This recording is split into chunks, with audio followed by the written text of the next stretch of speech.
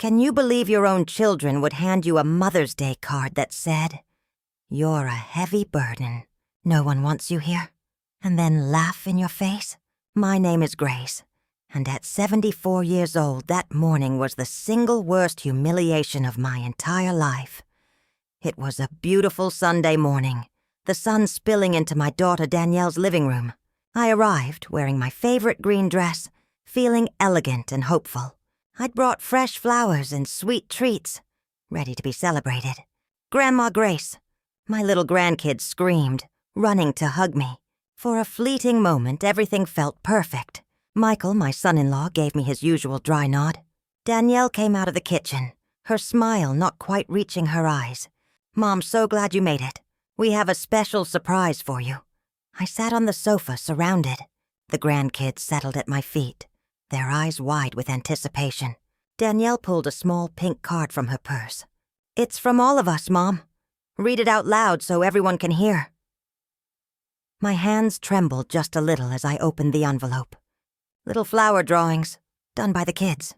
How sweet, I thought. I started to read, my voice clear and excited. "Roses are red, violets are blue." My voice cracked. The next words hit me like physical blows. "You're a heavy burden. No one wants you here. Your time has passed. It's time for you to go."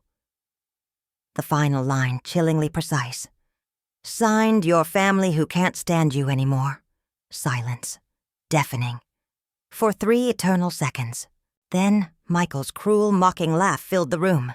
Danielle covered her mouth, but I saw it. She was laughing too. Even the kids, not fully understanding, started to giggle because the adults were. "Did you see your face, Mom?" Danielle choked out, wiping tears of mirth from her eyes. "You should have seen yourself, Michael. Did you get a picture?" My heart. It just shattered. Tears streamed down my wrinkled cheeks.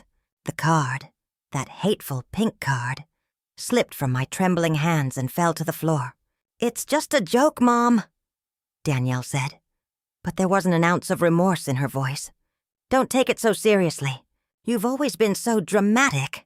Michael walked over, picking up the card. "Yeah, Grace, we were just playing around. But, you know," he paused, looking uncomfortable. "Lately, you've been a bit too present. Maybe you should consider other options." "Other options?" I whispered, my voice barely there. "Well, you know," Danielle jumped in, leaning forward. "There are some really good senior living communities for people your age. Places where you can be with people like you. You'd be more comfortable."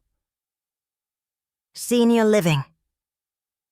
The words rang in my head like a death sentence. My own children wanted to get rid of me, like I was old junk. But I thought... My voice was a mere whisper. "I thought I was coming to celebrate Mother's Day with you." "And you are, Mom," Michael interjected, his tone condescending. "It's just time to be realistic. You're not young anymore. You need special care, and we have our own lives." The grandkids looked at me confused. The oldest, barely 8, came over and gently took my hand. "Grandma, why are you crying?" Before I could answer, Danielle pulled him away. "Come here, son. Grandma's fine. She's just being sentimental." I sat there feeling more alone than I ever had in my entire life. On the day meant to celebrate my motherhood, my own daughter had publicly humiliated me, turning me into a cruel family joke. Slowly, my legs shaking, I stood up. I should just go." "Okay, Mom." Danielle didn't even stand up to say goodbye. "We'll call you later." I walked to the door, clinging to whatever dignity I had left. But inside, my world had completely fallen apart.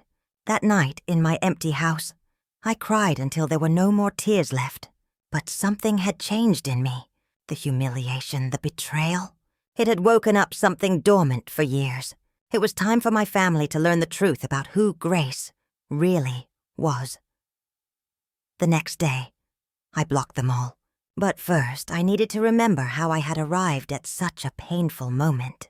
I sat in my favorite armchair, the same one where I had nursed Danielle 45 years ago, and let the memories flow, like a movie unspooling in my mind.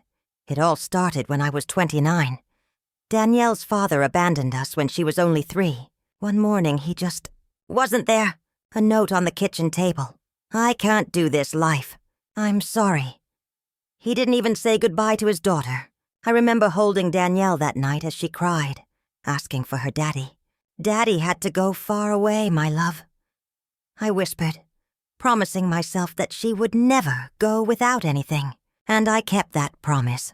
I worked double shifts at the textile mill for 15 years. My hands were calloused from sewing uniforms late into the night. Every extra cent I saved was for Danielle's education. When she was 17 and wanted to study nursing, I sold my mother's jewelry. It was the only valuable thing I owned. But I saw the bright eyes of my daughter walking about her dream, and I didn't hesitate for a second. "Mommy, are you sure?" she asked. "Completely sure, my love. Your education is the most important thing." During her 5 years of university, I worked weekends cleaning offices. I'd come home with a wrecked back.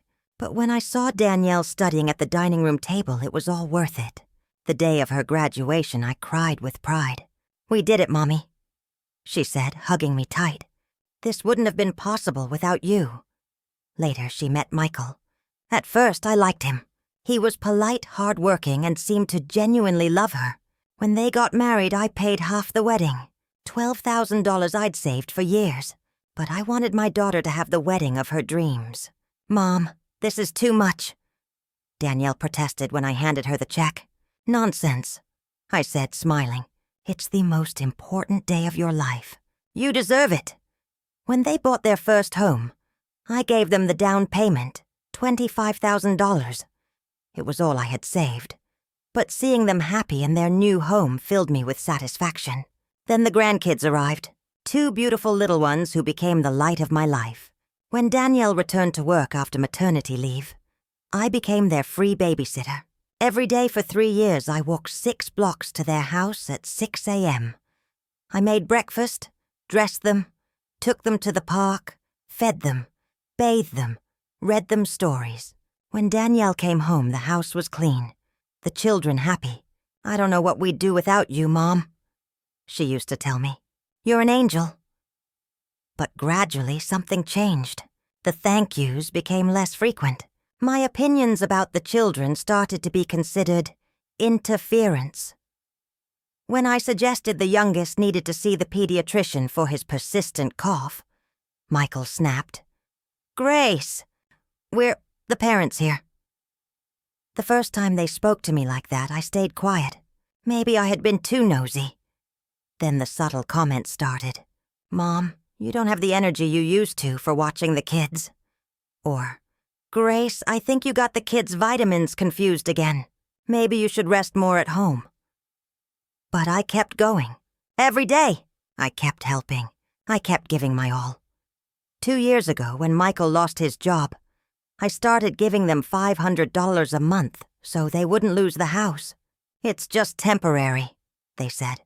"Just until Michael finds something better." Michael found a new job 6 months later, but they never told me to stop sending the money.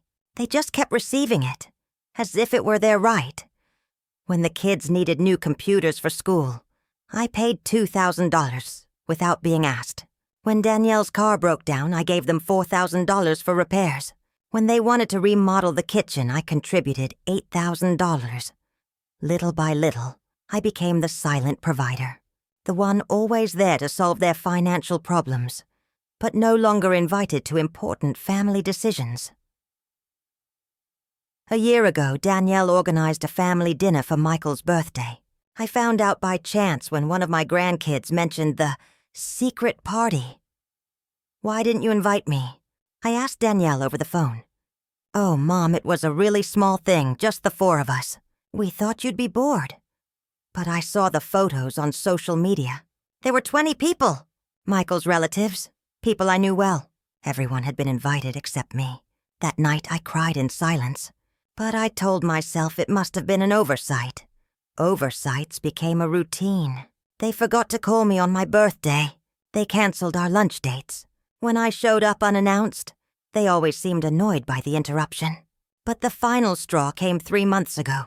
I was at their house helping with dinner, when I overheard Michael talking on the phone on the patio. Yeah, my mother-in-law lives alone. She's getting really dependent. No, she's not sick, but you know how they are at that age. Yes, we're looking at options to move her to a proper place. I froze behind the door. My own son-in-law was planning to get rid of me like I was old furniture. That night I couldn't sleep. I had given my whole life, all my money, all my love to this family. And now I was just an obstacle they wanted to get rid of. But they didn't know something very important about me, something I had kept secret for decades. My mother, before she died, had told me about a family property in Nassau, Bahamas, that I inherited when I turned 70. It was a beachfront condo that had been rented out for decades. The money had been accumulating in an account I never touched. I also had investments I made with the inheritance from my Aunt Lucille, who died childless, and left everything to me. Bonds, stocks, certificates of deposit. Money that grew quietly while I lived on my modest Social Security check. In total, I had almost $400,000 that my family knew nothing about. They thought I was a poor old woman living on government handouts. They didn't know I had been discreetly funding their